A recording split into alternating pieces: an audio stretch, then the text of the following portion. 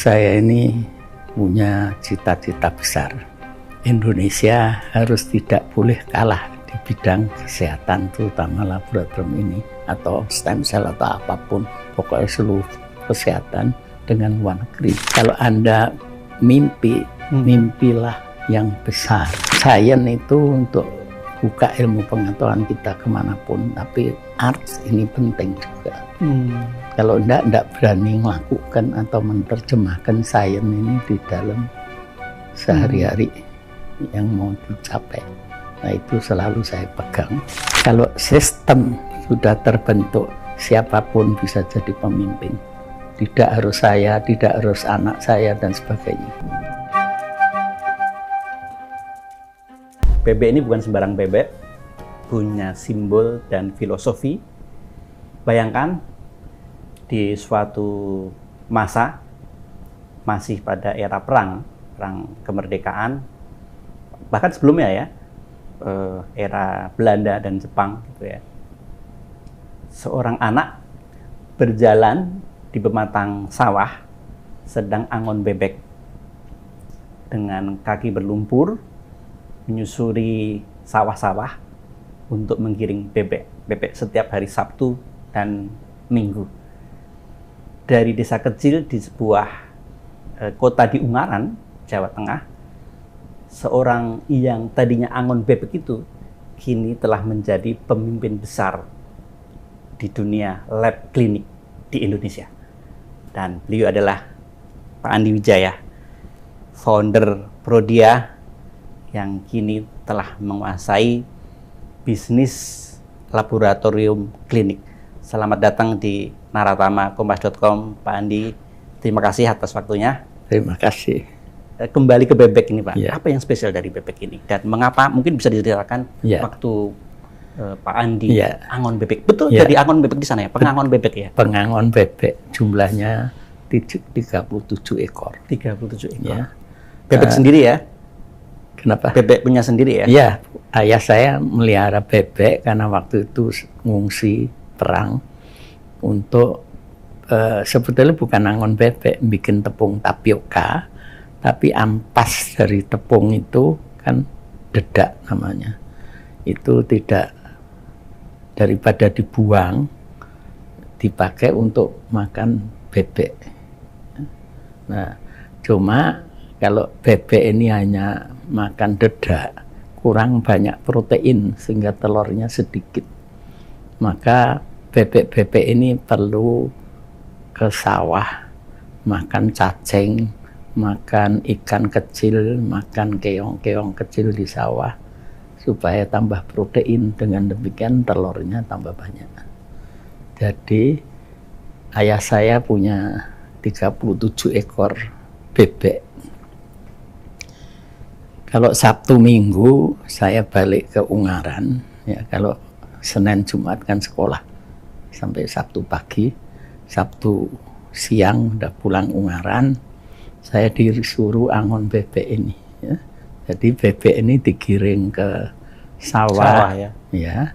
Mereka cari itu tadi, cacing, keong dan sebagainya. 3 tahun lamanya setiap Sabtu Minggu saya angon bebek. Apa yang menarik dengan bebek-bebek ini, Pak? Nah, dari sana saya karena tiap hari melihat di bebek, jadi saya mempelajari perilaku bebek ini tadi. Yang pertama, kalau bebek pulang itu rapi, baris, berbaris. Iya.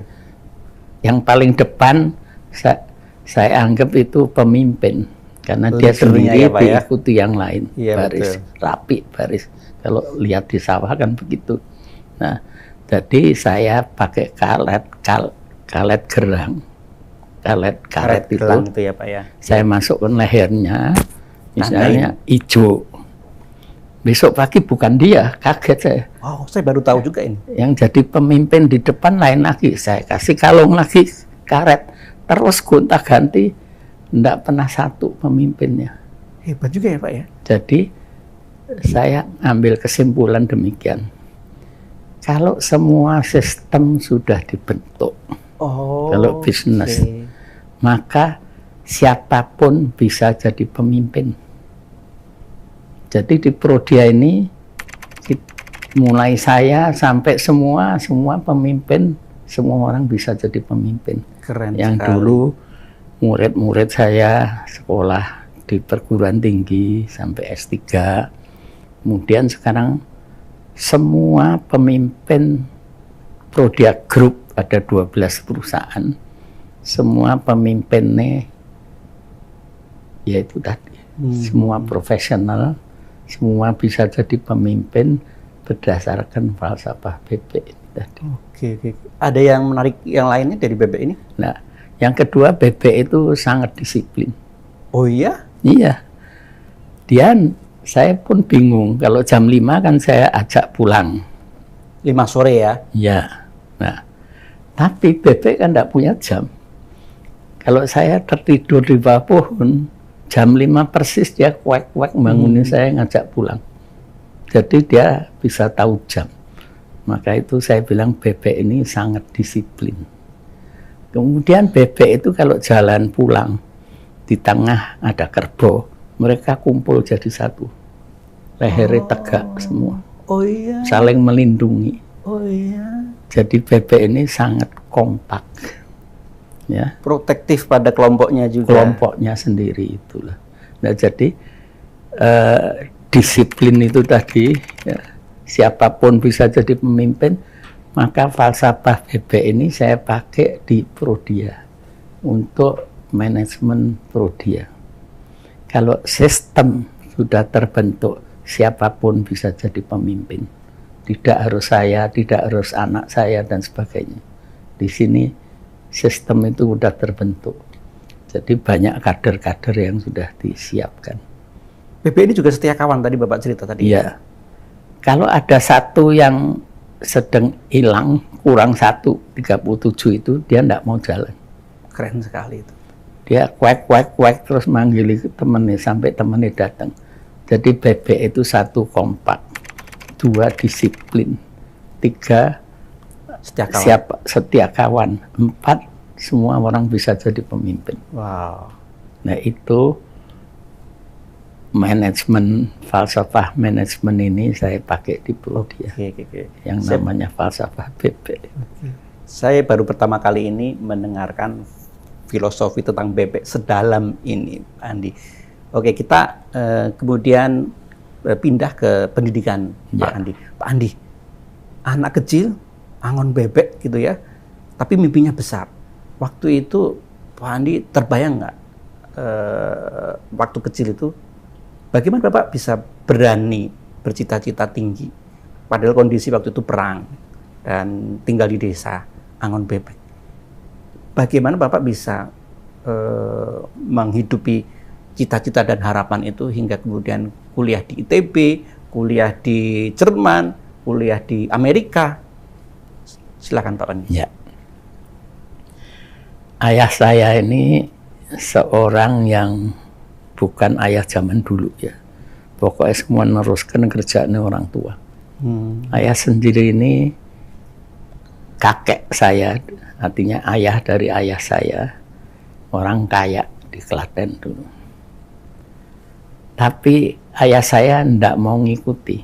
Jadi saudara-saudara ayah saya semua ngikuti, menggantikan kakek saya ngurus kerjaan kakek saya, semua itu tadi usaha-usaha.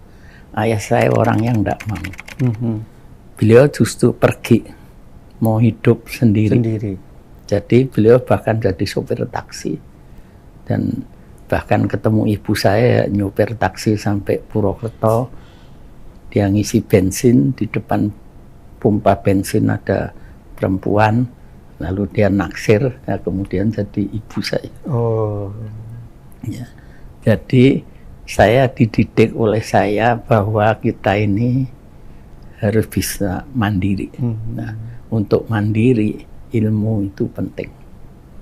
Itulah sebabnya jadi saya sekolah terus, tidak pernah dilarang oleh ayah saya sampai S3 di Jerman.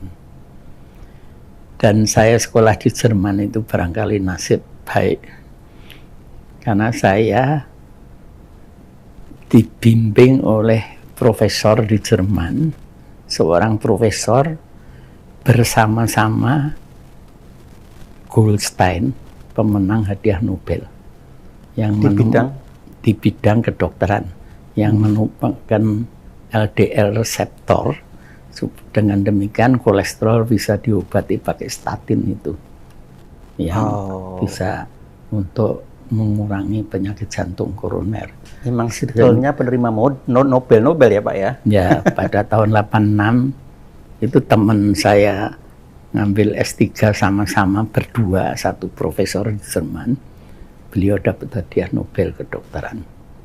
Saya sendiri meneliti HDL, ya tidak dapat hadiah Nobel, tapi dapat paten. Nah, pemeriksaan HDL secara langsung, double ion dulu saya katakan. Dan dari paten itu saya dapat uang, dan uang itu saya jual, paten itu saya jual ke Boehringer Ingelheim, mereka yang memproduksi reagen kit untuk meriksa HDL, LDL, kolesterol. Dari paten itu saya dapat duit, saya bisa beli 3 alat, dan waktu itu lalu buka 3 cabang. Dulu awalnya Solo, kemudian kita bisa buka Jakarta, Medan, dan Semarang. Tambah 3 cabang, jadi sudah jadi 4 cabang. Itu awal berkembangnya Prodi ya. Iya. Jadi dari patennya Pak Andi ini itu bisa melahirkan reagen untuk tadi ya Pak ya, dijual tadi ya ke perusahaan di Jerman gitu ya Pak. Dari situ kemudian jadi modal ya Pak ya. Iya. Oke. Sebelum kita jauh ke situ, saya ingin dengar bagaimana Pak Andi ini berani bermimpi membangun perusahaan mulai dari nol. Jadi tadi jadi pengangon bebek, kemudian kuliahnya ke ITB, Jerman, Amerika, tiba-tiba kemudian pengen mendirikan Prodia. Itu seperti apa kisah awal-awalnya? Saya terinspirasi oleh Conrad Hilton, barangkali tahu. Conrad Hilton, pendiri Hotel Hilton. Nah, suatu ketika saya menginap di Hotel Hilton di Chicago, Amerika. Ya. Di sana di lacinya ada buku biografinya, pocket book Conrad Hilton. Judulnya Be My Guest.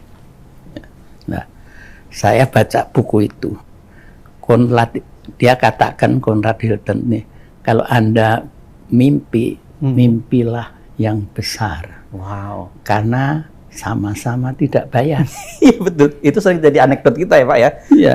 Jadi ngimpi kecil ya enggak bayar. Kalau Anda ngimpi kecil jadinya kecil. Ngimpi buka warung jadinya warung. Tapi kalau Anda mimpi saya mau bikin lab klinik terbesar di Indonesia, kayak Conrad Hilton, saya mau bikin Hotel Hilton terkenal di dunia dan sebagainya, mimpi itu akan jadi kenyataan. Karena kita diarahkan ke mimpi besar itu tadi. Nah, itu kuncinya di situ. Inspirasi kenapa memilih lab klinik?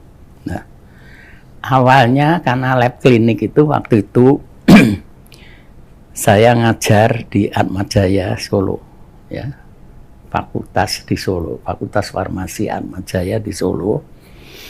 Kemudian Atmajaya ini ujian negara zaman waktu itu karena koperti segala tidak teratur, jadi ujiannya susah untuk diakui, ujian negara gitulah ya. Jadi yayasan memutuskan udah daripada ujian negara sulit, udah orang ini dibekali semua ilmu-ilmu banyak supaya lulus Atmajaya bisa langsung kerja. Maksudnya demikian. Nah, salah satu ilmu yang dipaksakan ada adalah ilmu kimia klinik, ilmu tentang laboratorium klinik. Sebetulnya saya bukan ngajar itu, bidang saya kimia farmasi. Ya. Tapi ngajarnya kimia klinik Pak ya? Ngajarnya kimia farmasi. Kimia farmasi tetap? Nah, tetapi waktu mau ditutup, ditambah ilmu-ilmu, yang ngajar kimia klinik ini sebetulnya ada seorang ahli biokimia, dokter, pada dia sanggup, ya saya ngajar. Iya. Pada saatnya mau mulai tahun ajaran dia imigrasi ke Amerika karena dia memang lulusan doktornya dari sana. Jadi siapa yang suruh ngajar ini? Semua teman nunjuk saya. Kamu aja katanya. Lah, saya kan kimia farmasi. Pasti bisa katanya gitu. Jadi saya ke Jakarta beli buku satu kimia klinik. Karangannya Lin. Sayang buku itu pindah sana pindah sini hilang. Padahal sangat bersejarah. Fondasinya ya padahal ya. Saya mempelajari ilmu laboratorium dari situ karena ngajar. Karena ngajar Kimia klinik. Sehingga pada suatu saat istrinya Pak Gunawan mau melahirkan harus dioperasi sesar. Zaman dulu operasi sesar itu serem. Kalau sekarang semua barangkali lihat segala punya anak di sesar semua. Iya, ada bius supaya tidak sakit gitu kan. Iya. Nah, jadi kalau dulu serem, maka itu saya katakan sama dokter Objin yang mau ngoperasi, hati-hati kamu nanti kalau karena golongan darah waktu diperiksa untuk nanti calon donor itu golongan saya ini B, diperiksa di sana jadi O.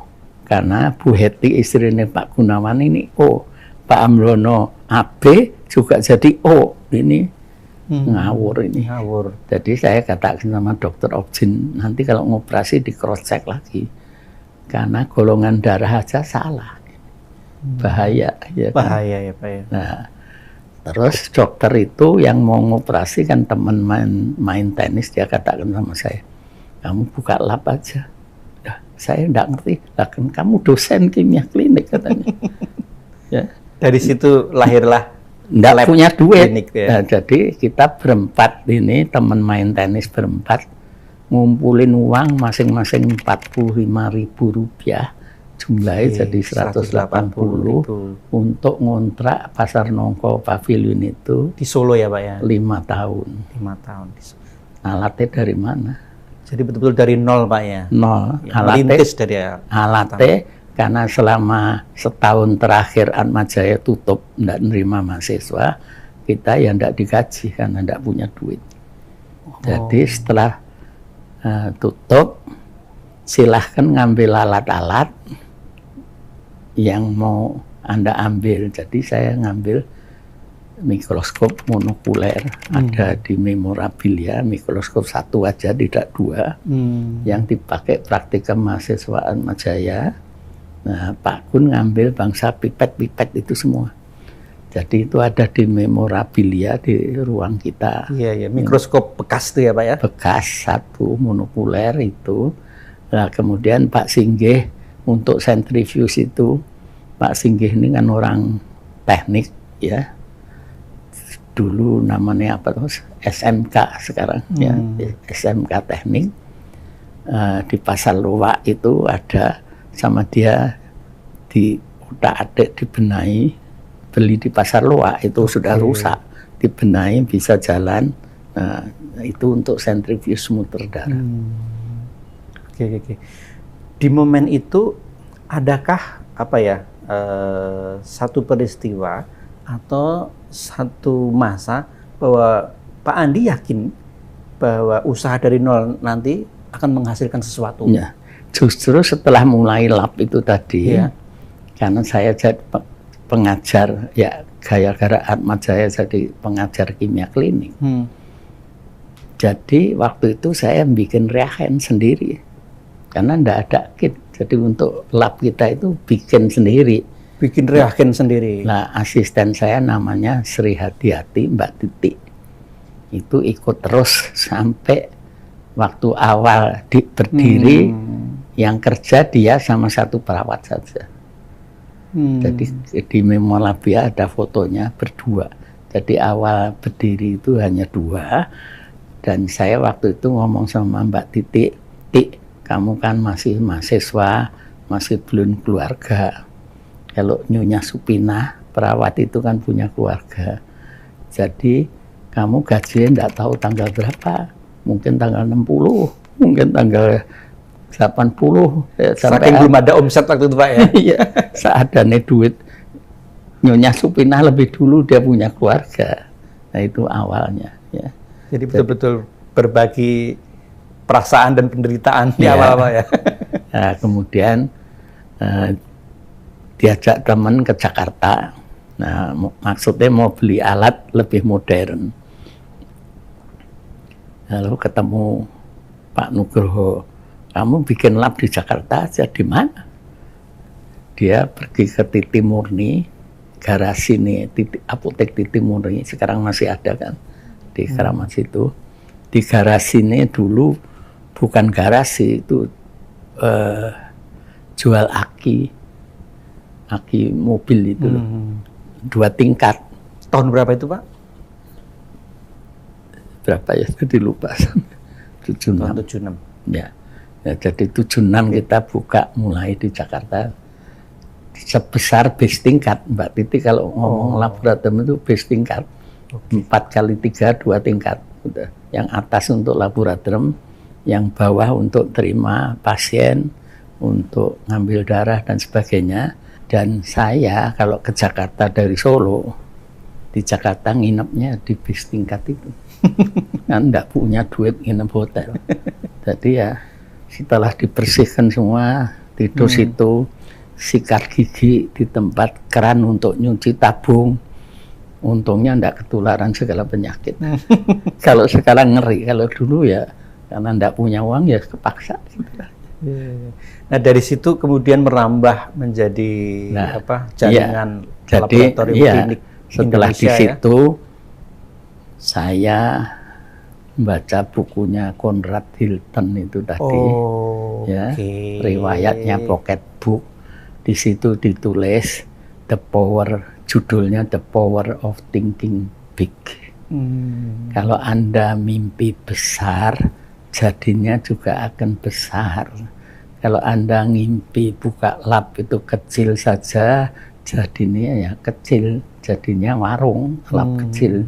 Nah, karena saya ngikuti The Power of Thinking Big itu tadi, jadi otak ini ibaratnya diarahkan ke sesuatu yang besar.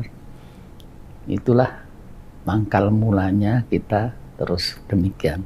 Dan karena saya terus mengajar di perguruan tinggi, maka cari orang gampang. Mantan mahasiswa saya semua ini saya rekrut, yang waktu skripsi saya bimbing, kemudian saya rekrut lalu kerja di Prodia. Kemudian pada tahun 2011 setelah saya pensiun dari ITB umur 65 pensiun, saya dipanggil Unhas Hasanuddin. Di sana saya 8 tahun jadi ketua program studi biomedik. Dan selama di sana saya menghasilkan 67 doktor. Wow. Banyakan orang dari UPH dulu, ada dokter-dokter UPH karena Prof. Budianto itu teman juga ikut ngajar di sana.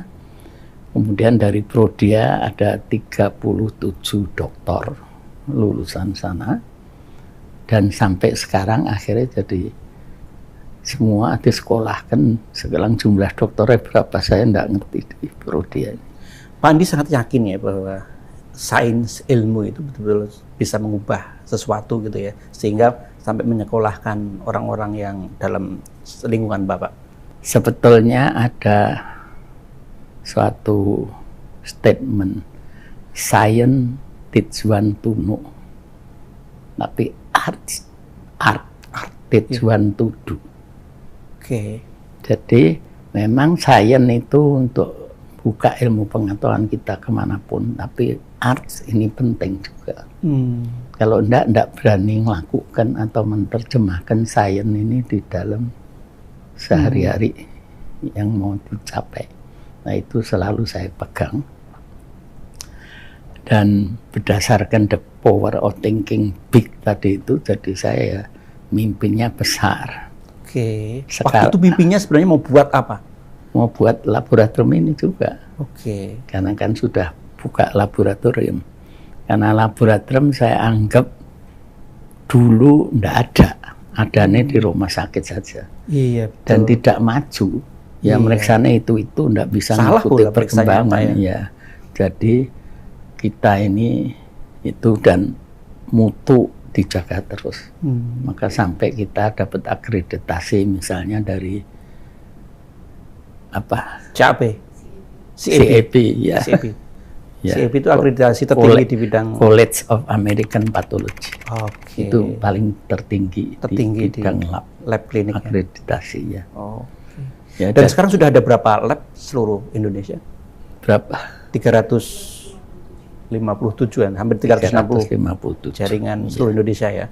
Ya. Dan saya tidak berhenti ke situ saja, maka kita bikin stem cell, bikin Oke. Proline, ya. Proline itu semua kebutuhan alat laboratorium reagen dibuat di Proline di Indonesia ini. Seluruh Indonesia, untuk Seluruh Indonesia. Reagen apa aja Pak di situ? Kita awalnya 15 tahun lalu bikin reagen kimia sendiri. Artinya meriksa bangsa kolesterol segala. Ya waktu itu saya lihat pameran di Jerman, ada pabrik yang bikin liquid stable. Kebanyakan reagen itu di freeze dried, dikeringkan, mau make dilarutkan lagi. Nah ini bisa membuat kesalahan. Nah Diases ini pameran di sana, dia bikin reagen sudah liquid, langsung bisa pakai. Tapi liquid untuk bisa stable ini bukan kerjaan mudah. Nah, dia riset banyak sehingga waktu itu saya mulai menjajaki kerjasama Diases ini tadi. Berapa tahun lalu dia? 15 tahun lalu ya. Kita mulai bikin di Cikarang. Sudah mulai produksi ya Pak ya? Produksi. Yang saya suruh bikin itu Mbak Christine. Christine itu dulu kerja di Prodia Lab ini sebagai pemasaran untuk kontraktor. Dia bosen, dia pengen keluar, tapi tidak tahu mau kerja apa. Saya hanya melihat orang ini bosenan, harus diberi tantangan terus. Jadi saya bilang, Tin, kamu saya tunjuk mengkapalai pabrik reagen. Kata dia, apa bisa? Saya bilang, pasti bisa. Kalau tidak bisa, jangan ngaku sebagai murid saya. Saya motivasi demikian. Sekarang Proline produksi di Cikarang udah bikin besar tempatnya, pabriknya 5 tingkat ya. Reagen apa saja di situ Pak yang segala reagen? Dari imunologi, kimia, hematologi, semua dibuat di situ. Di Indonesia tidak ada yang buat selain kita. Hanya Proline yang memasok. Proline. Dan itu untuk pasokan seluruh Indonesia. Termasuk puskesmas seluruh Indonesia. Rumah sakit seluruh Indonesia. Betul. Kayak misalnya sekarang ini check up kesehatan gratis pemerintah. Kan semua harus pakai reagen. Sampai posyandu bahkan untuk meriksa stunting harus periksa. Posyandu ada 50.000, puskesmas ada 10.000 lebih. Nah, semua dari mana alat dan reagennya itu semua supply-nya dari kita. Dan Bu Reska sebagai Dirjen Farmasi dan Alat Kesehatan, beliau mengatakan sendiri. Sampai saya dikatakan katanya legenda karena bisa membuat apapun untuk kebutuhan Indonesia. Pak Andi ini kan akademisi, ilmuwan, gitulah, dan sangat strict di dunia sains. Tapi visi bisnisnya dapat dan bahkan visioner untuk visi bisnisnya. Gimana Pak Andi bisa menggabungkan visi sains dengan visi bisnis bisa menyatu? Padahal biasanya orang yang cenderung dia pro pada sains, ya dia lempeng saja tuh. Dia tidak sempat memikirkan bisnisnya. Begitu sebaliknya. Saya bukan sombong, tapi saya ini punya cita-cita besar. Indonesia harus tidak boleh kalah di bidang kesehatan, terutama laboratorium ini, atau stem cell atau apapun, pokoknya seluruh kesehatan dengan luar negeri. Karena saya sendiri bergeraknya di bidang kesehatan. Jadi saya yakin kita bisa berdikari untuk semua, apalagi zaman COVID jadi repot segala macam. Reagen ngimpor kita bergantung pada luar ya Pak ya. Zaman Krismon juga repot, dulu harga naik terus ya, dolarnya naik. Itu yang memacu saya atau merangsang saya berpikir kita harus bisa supply sendiri di Indonesia. Nah, akhirnya jadi ya kita mulai dengan segala hal sehingga sekarang ini kita bisa mensuplai seluruh alat-alat untuk puskesmas atau posyandu untuk stunting, kalau puskesmas untuk check up ulang tahun gratis yang dicanangkan Pak Prabowo itu dari mana reagen? Dari mana alatnya untuk sampai puskesmas yang 10.000 lebih, posyandu yang 50.000 punya alat itu tadi?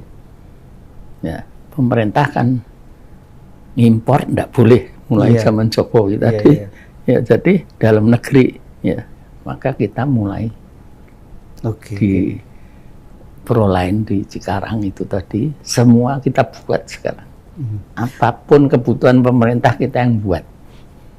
Pak, sebelum ke stem cell, Pak Andi bisa ceritakan ke kita sebenarnya masa depan dunia kedokteran ke depan itu seperti apa Pak, yang akan jadi tren, dan itu kita orang Indonesia perlu antisipasi untuk demi kemandirian Indonesia sehat tadi Pak. Kembali dulu cerita bahwa saya nasib baik ngambil S3 satu profesor bareng Goldstein, pemenang hadiah Nobel tahun 86 yang menemukan LDL reseptor, akhirnya ada obat statin untuk jantung. Berdasarkan itu pada suatu ketika di Amerika, di Texas, di Houston, saya sedang di Leipzig, Jerman waktu itu.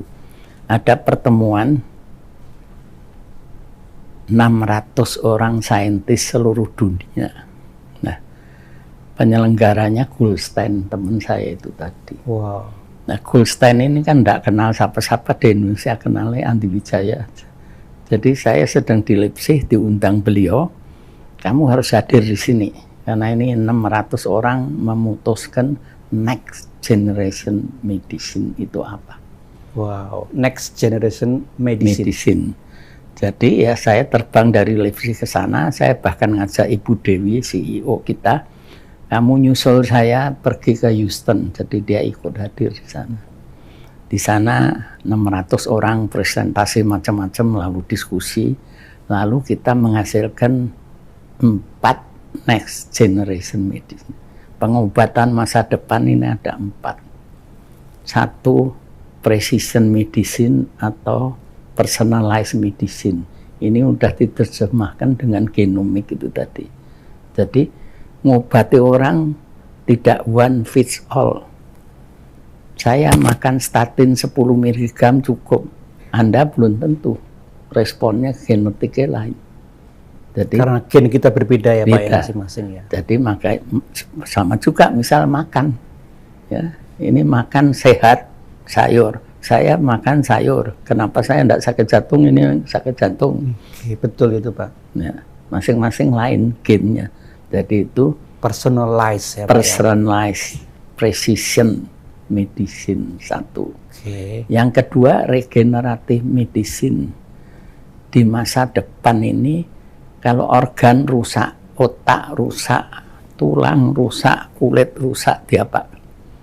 Kan ya direpasi kulitnya, otak diganti otaknya, dan sebagainya. Tubuh itu bisa membuat stem cell, yang bisa karena awalnya embrio sama sperma jadi embryonic stem cell. Nah ini bisa bikin kuping, bisa bikin telinga, hidung, bisa bikin rambut dan sebagainya. Masing-masing lain, gennya startnya lain. Nah, sekarang pluripotent sel ini digantikan oleh penemuan yang Shinja Yamanaka dari Kobe University. Pada tahun 12 beliau dapat hadiah Nobel karena menemukan yang namanya induced pluripotent stem cell. Pakai epigenetic reprogramming istilah kedokterannya. Nah, cuma sayangnya Yamanaka faktor ini pakai ok, sok, nanok, satu lagi semik. Lah semik ini karsinogenik, bisa menyebabkan kanker, sehingga tidak bisa dipakai. Jadi sekarang ini orang membuat induced pluripotent stem cell dibikin untuk suatu organoid. Kalau kita biarkan kuman atau apa kan pakai petri, 2 dimensi. Tapi kalau bioreaktor 3 dimensi. Padahal organ kita kan 3 dimensi, bukan flat gitu. Nah, jadi dengan kultur 3 dimensi ini tadi kita bisa mempelajari segala hal. Nah, begitu juga itu tadi. Kalau dulu mempelajari perilaku penyakit pakai tikus, karena dianggap yang dekat manusia. Tapi sebetulnya tikus sama manusia tetap beda, karena dia hewan, ini manusia. Jadi sekarang orang pakai organoid itu tadi. Jadi induced pluripotent stem cell yang ditemukan ya manakah iPS gitu ya? Ya, iPS itu sama dia, sama orang-orang ini dibuat menjadi namanya organoid. Organoid. Organ sendiri ya. Jadi seperti organ. Iya. Jadi sel mata diambil, dibiarkan jadi organoid, retina. Nah, jadi saya pelajari. Karena itu prinsip stem cell tadi Pak ya. Ya. Nah, akhirnya organoid ini sekarang makin berkembang. Dan jadi itu akan menjadi... sekarang misalnya retina, di sini ada Dr. Cosmos di Jakarta Center. Kebetulan beliau ngambil S3, saya yang bimbing untuk mengobati retinitis pigmentosa, artinya retina yang rusak karena penyakit genetik. Ya. Dulu ini saya tidak mau bimbing mata, saya kan tidak ngerti urusan mata. Beliau ngomong gini, saya cerita Pak Andi. Dia cerita, saya punya pasien satu keluarga, ayah, ibu, anak laki 2. Iya. Perusahaan punya perkebunan kelapa sawit gede di Kalimantan, kaya. Tapi ini semua menderita penyakit genetik mata tadi yang namanya retinitis pigmentosa. Jadi retinane rusak, makin lama makin rusak. Kalau orang dilahirkan buta, ya udah dilatih gaya buta gimana. Tapi kalau orang sudah melek, tahu dunia, terus jadi buta, itu sengsara. Karena ya, awalnya dia sudah bisa melihat. Nah, jadi Dr. Cosmos bilang retinitis pigmentosa ini demikian. Makin lama sudut pandang masing orang makin ngecil-ngecil, akhirnya buta. Apa Pak Andi tega melihat empat satu keluarga yang orang kaya tapi buta? Dan akhirnya Pak Andi menyanggupi? Ya, akhirnya saya bersedia bimbing dia itu tadi. Berhasil tuh Pak? Berhasil. Pakai stem cell tadi ya? Pakai iya. Pakai stem cell dengan cara iPS tadi Pak ya? Dan secret, enggak. Bukan? Pakai stem cell untuk mengobati retina. Untuk mengobati retina. Nah, sekarang ini beliau mau mulai nyangkok retina. Donornya kan enggak ada. Kalau dulu kan orang meninggal, saya donor mata, retina kan. Nah, sekarang enggak usah cari donor, dibikin dari organoid. Dia mau bikin di Jepang. Jepang ada yang sudah bikin itu, ya. Dan dia sudah ninjo ProStem, Prodia Stem Cells ini layak untuk produksi ini. Oke. Jadi saya nanti dalam waktu dekat ini dengan Dr. Cosmos, dengan Nana dan Cynthia akan ninjo yang di Jepang. Bagaimana dia memproduksi organoid itu tadi. Oke. Nah, dengan demikian saya kemarin di ASPI, saya bicara organoid di masa depan.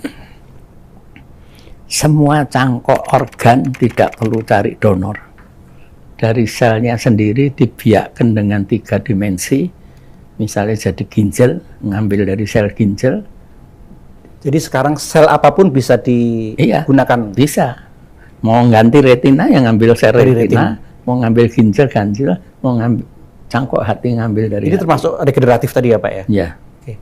Tidak perlu donor dari seorang kayak dulu ya Pak ya? Nah, nanti semua dibuat sendiri di laboratorium. Berarti Prodia punya lini perusahaan yang bergerak di bidang stem cell tadi, pakai Prostem tadi ya perusahaannya.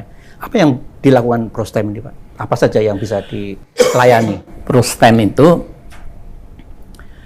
sebetulnya bukan terapinya kita memproduksi stem cell-nya. Oke, jadi ini produsen pabriknya lah ya Pak ya? Ya, itu di situ gedung besar, Dia memproduksi juga Pak ya? Tidak cuma lab untuk memproduksi. lab untuk memproduksi stem cell. Namanya ACTPL, Advanced Cell Therapy Production Laboratory. Oke. Itu gedung kita yang meresmikan juga Kemenkes. Oke. Dan Diwakili. produknya apa saja Pak di situ? Produknya ini tadi stem cell Ya, stem cell atau sekretom cairannya. cairannya ya. Cairan itu misalnya sekarang banyak dipakai Hmm. untuk kecantikan, kulitnya jadi halus. Dulu saya ini luka di sini. Nah, ini Ini luka kan?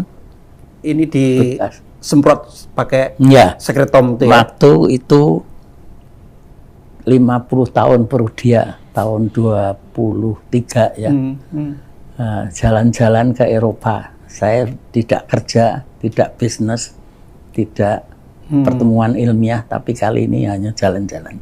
Karena 50 tahun. Nah, saya kena kaos kaki karena banyak jalan. Iya. Mulai di Roma itu sudah batu-batu, jalannya tidak karuan, kegesek-gesek kaos kaki ini Jadi luka. luka ya, Pak, Ini ya? bekas putihnya masih ada. Karena diabetes susah Ya, lukae sembuh gitu ya. tidak bisa sembuh.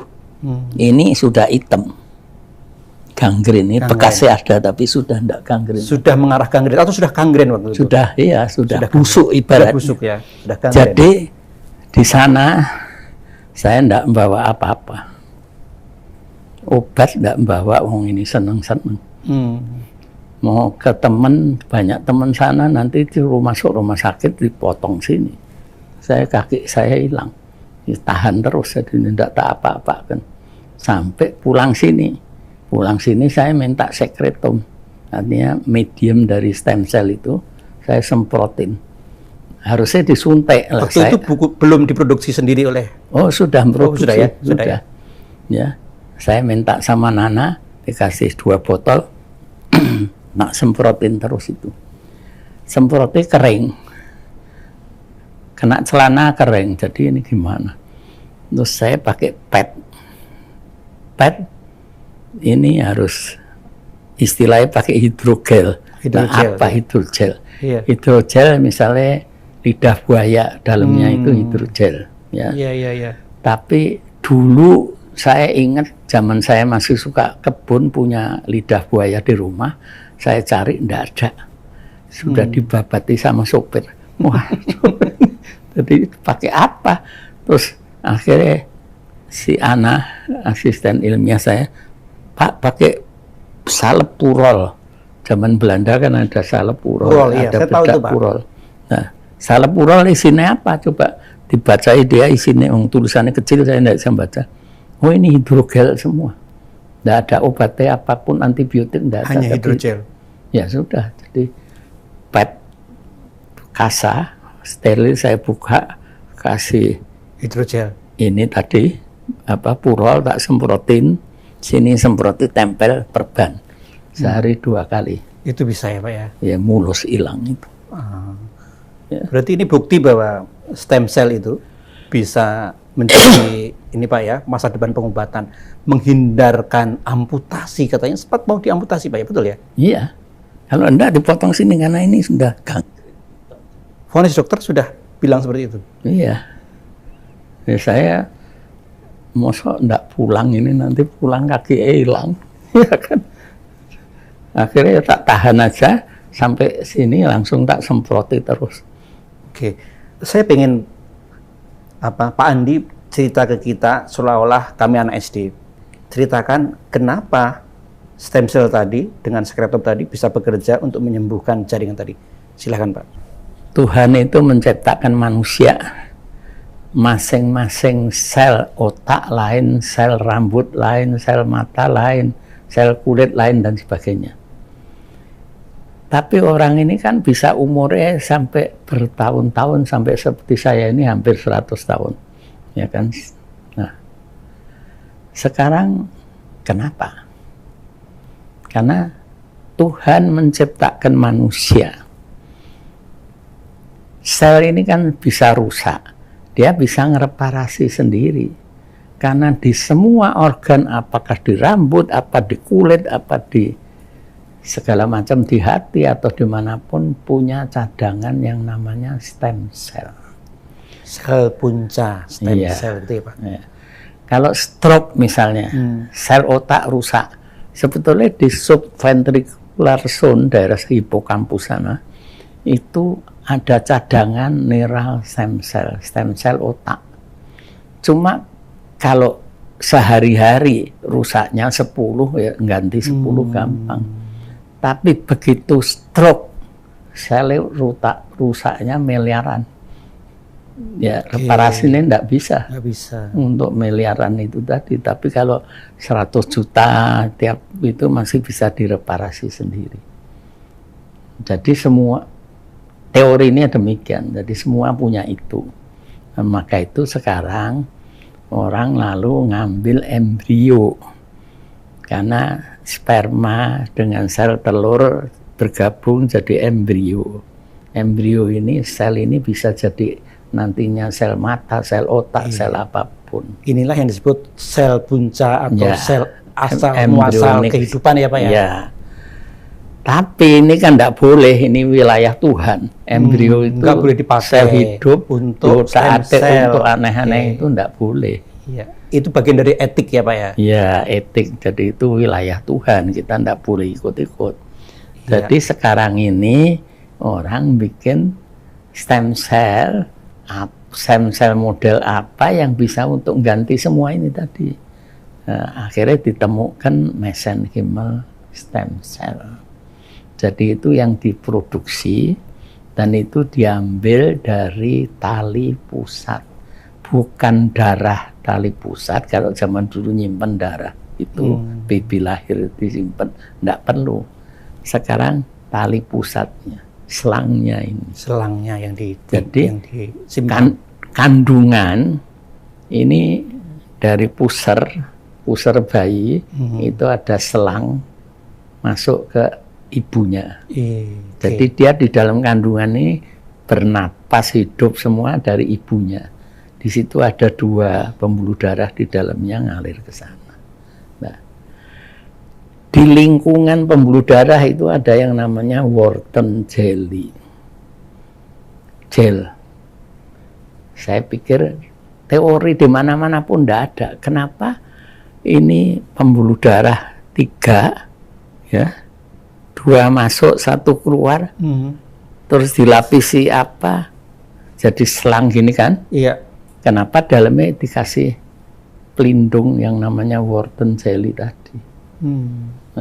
Nggak ada mempelajari literatur. Saya pikir kalau di dalam kandungan, kalau ibunya, anaknya goyang-goyang, lalu pembuluh darah kejepit gini, kan buntu. Ini kan nggak dapat makan anaknya. Betul. Jadi ternyata di luarnya dikasih jelly itu tadi yang nggak bisa jepit. Bengkok bagaimanapun tetap bisa ngalir. Karena itu pelindung lapisan di dalam yang namanya Wharton jelly. Dan di situ banyak stem cell yang sama dengan embryonik. Kalau embrio tidak boleh diutak-atik, itu wilayah Tuhan. Tapi kalau ini kan barang buang. Kalau meninggal kan itu dibuang atau dimasukkan guci, dibuang. Inilah yang biasa dipakai sekarang untuk memproduksi stem cell. Berarti ini nanti stem cellnya orang lain bisa dipakai orang lain bisa, juga gitu ya Pak ya. Sekarang ini bisa. Ya. Nah, yang teknologi terbaru kita tidak perlu mengambil dari punya orang lain tadi ya Pak ya. Ya, oke. Dan itu dia akan ready untuk teknologi itu. Iya. Nggak usah ngambil punya orang lain. ngambil yang dibuang saja itu tadi. Kan itu oke. dibuang, masukkan guci, buang. Iya, betul. Nah, itu dia ambil 5 cm saja panjangnya, menghasilkan 5 miliar sel. Oke. Jadi donornya dari situ sekarang. Cuma sekarang donor ini juga penting. Si ibu ini kanker apa enggak? Harus ada filter untuk itu ya Pak ya, seleksi ya Pak ya. Jadi ibu ayah diperiksa untuk kanker, untuk penyakit-penyakit menular, seksual dan sebagainya. Lalu kakek neneknya juga diperiksa, sehingga diperiksai semua di laboratorium, sehingga akhirnya ini aman sebagai bahan dasar stem cell. Pak Andi, tadi kita cerita banyak mulai dari masa lalu, masa kecil Pak Andi sampai bahkan dunia kedokteran di masa depan tadi. Memori Pak Andi itu kuat sekali. Resepnya apa sih Pak? Di usia 89 tahun, bahkan hampir 90 tahun ini. Apa rahasianya? Kalau menurut saya, karena dilatih. Oke. Semua orang otaknya ya sama besar, ya kan? Artinya sel neuronnya ya sama. Tapi barangkali karena saya tiap pagi membaca hal baru terus. Sampai sekarang? Sampai sekarang. Jam berapa Pak? Jam Bangunnya? 3. Jam 3 bangun. Udah jam 3 kebiasaan bangun. jam 3 bangun, baca 3-4 jurnal, dah. Sampai sekarang masih baca jurnal? Iya. Luar biasa. Kalau tidak, rasanya kayak enggak baca koran, jadi enggak tahu apa-apa ketinggalan. Sudah kebiasaan demikian. Luar biasa. Dan itu yang melatih memori Pak Andi. Ya. Pak, sambil kita diskusi masa depan seperti apa, jurnal terakhir yang Pak Andi baca, yang itu menurut Pak Andi, wah keren, itu apa? Ya ini tadi tentang organoid.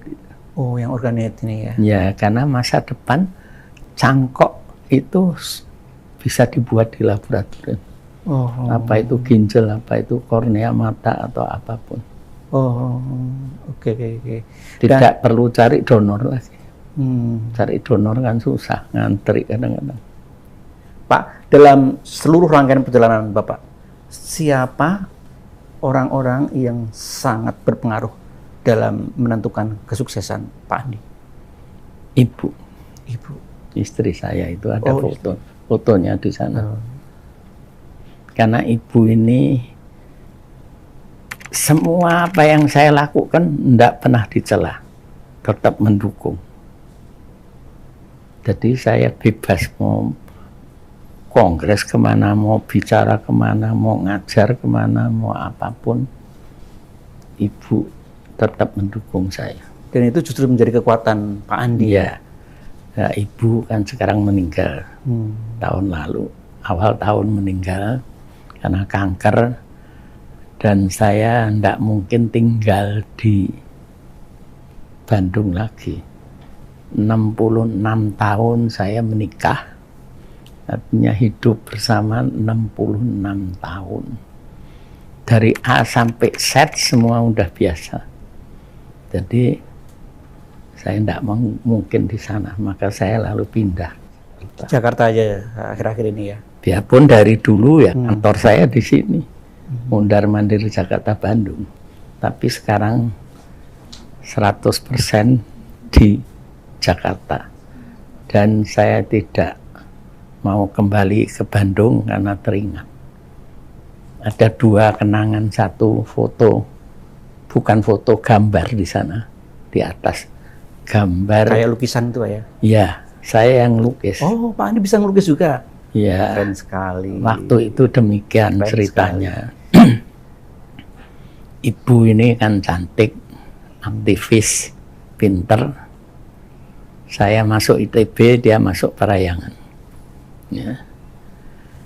Di Parahyangan dia aktivis, ketua senat bahkan, dan macam-macam lah. Saya mahasiswa di ITB. Kalau saya naksir dia, pasti kalah. Banyak dosen yang naksir dia. Nah, saya apa, mahasiswa? Jadi saya mikir-mikir, saya cari jalan. Akhirnya saya ngelukis. Lukisan itu tadi? Lukisan pensil itu. Pada saat saya ngelamar dia untuk jadi pacar, saya kasih lukisan itu. Wow, romantis sekali. Jadi Pak Andi ini bisa menggabungkan antara sains, bisnis, dan cinta sejati ya Pak ya? Ya.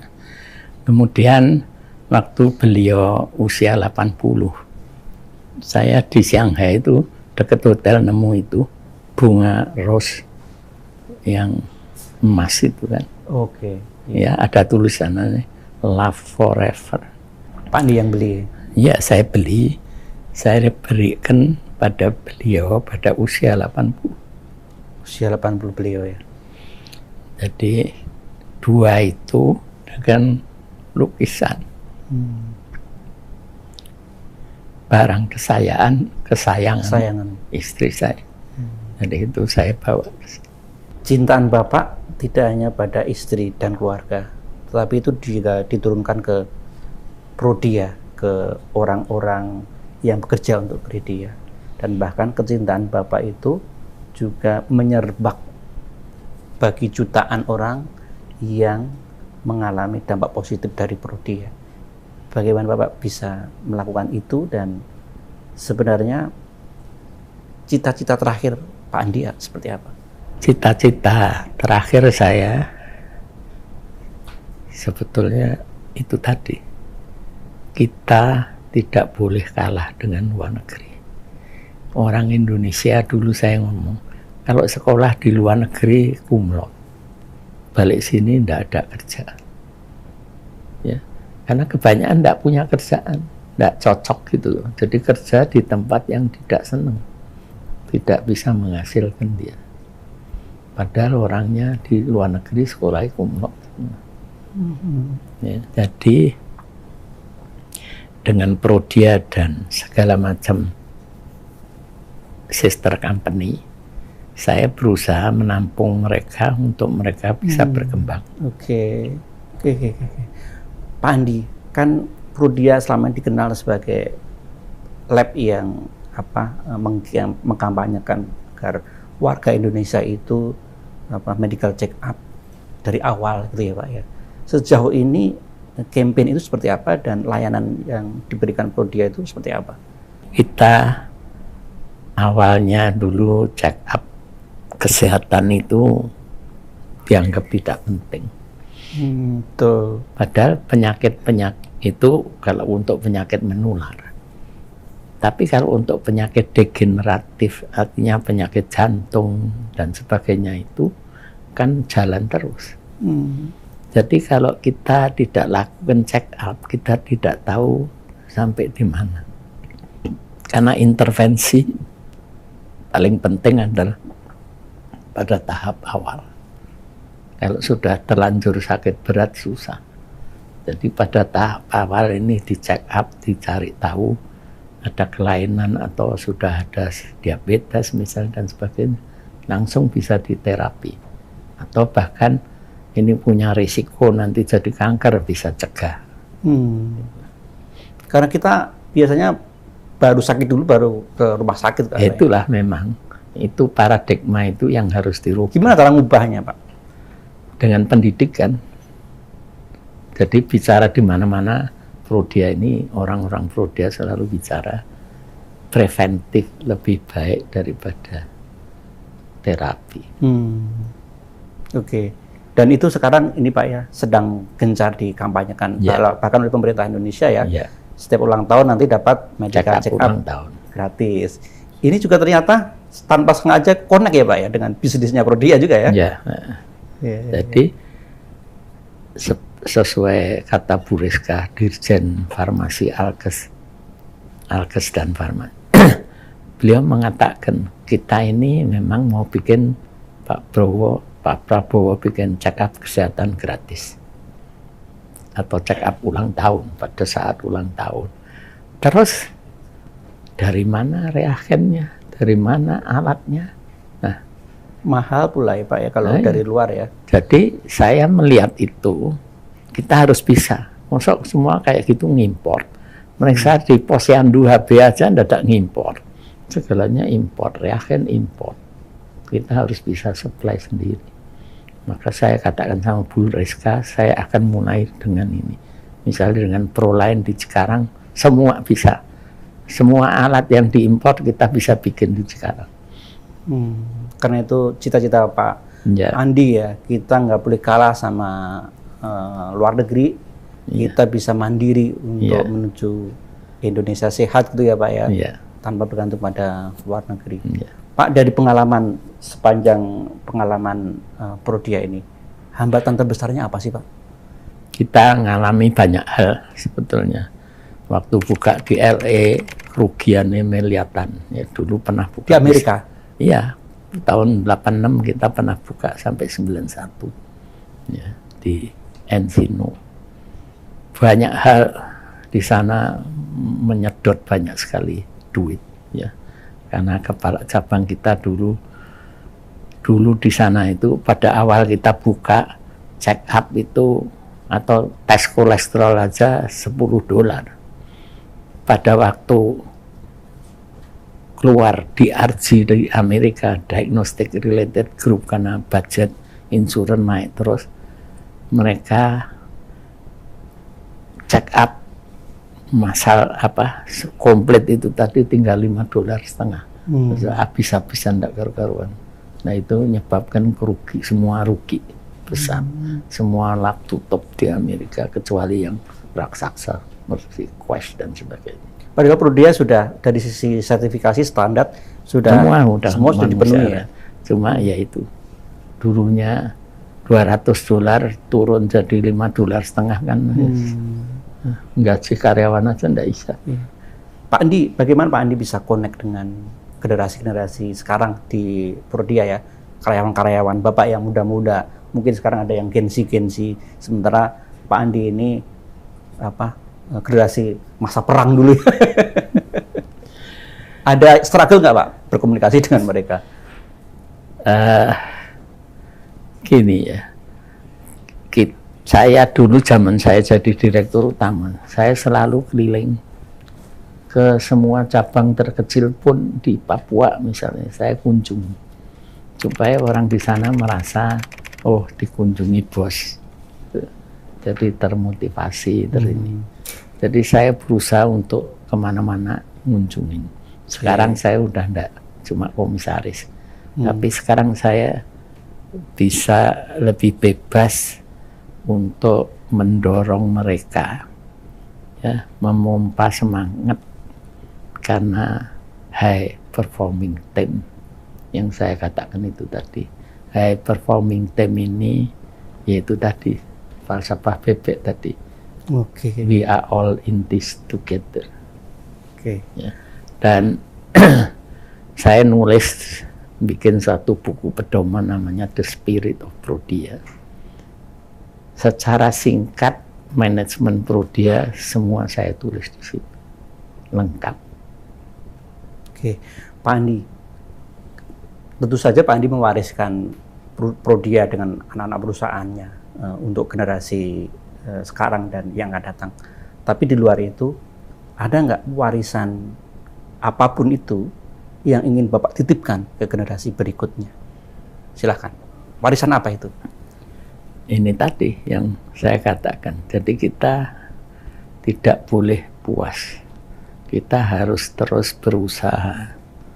Karena ilmu terus berkembang dan kita harus ngikutin terus itu.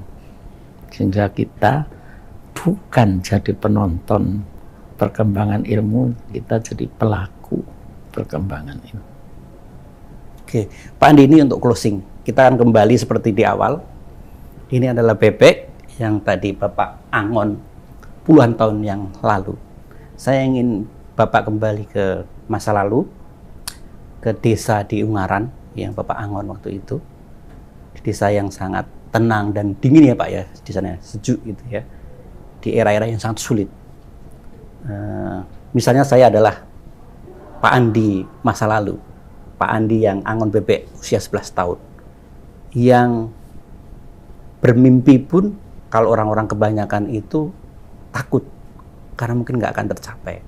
Nah, saya ingin Pak Andi memberi nasihat, memberikan wejangan kepada pengangon bebek tadi, Pak.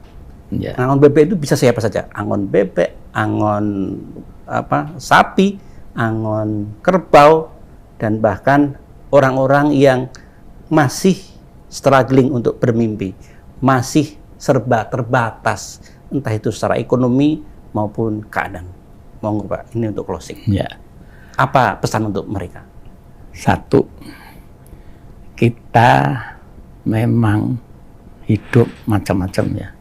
Ada yang sudah di kota, punya kesempatan sekolah, punya segala. Ada yang di desa, yang barangkali sekolah cuma sampai SD dan sebagainya. Tetapi kita tidak boleh merasa puas. Itu yang paling penting. Kita harus selalu berusaha mencari sesuatu yang bisa kita kembangkan. Sebab kalau kita puas, ya berhenti sampai di situ. Tapi kalau kita selalu berusaha, kalau Anda dengerin di TV, banyak sekali petani yang orang-orang terpelajar balik ke desa jadi petani. Tetapi dia bisa mengembangkan pertanian dengan lebih maju. Bukan untuk dia sendiri, sak kampung diajarin sama dia. Ya kan banyak yang demikian, itu hebat. Jadi pesan saya, kita tidak boleh merasa puas dengan keadaan kita sekarang. Kita harus berusaha untuk mau maju terus, untuk mempelajari segala hal supaya kita bisa maju terus. Itu. Pak Andi Wijaya adalah perintis.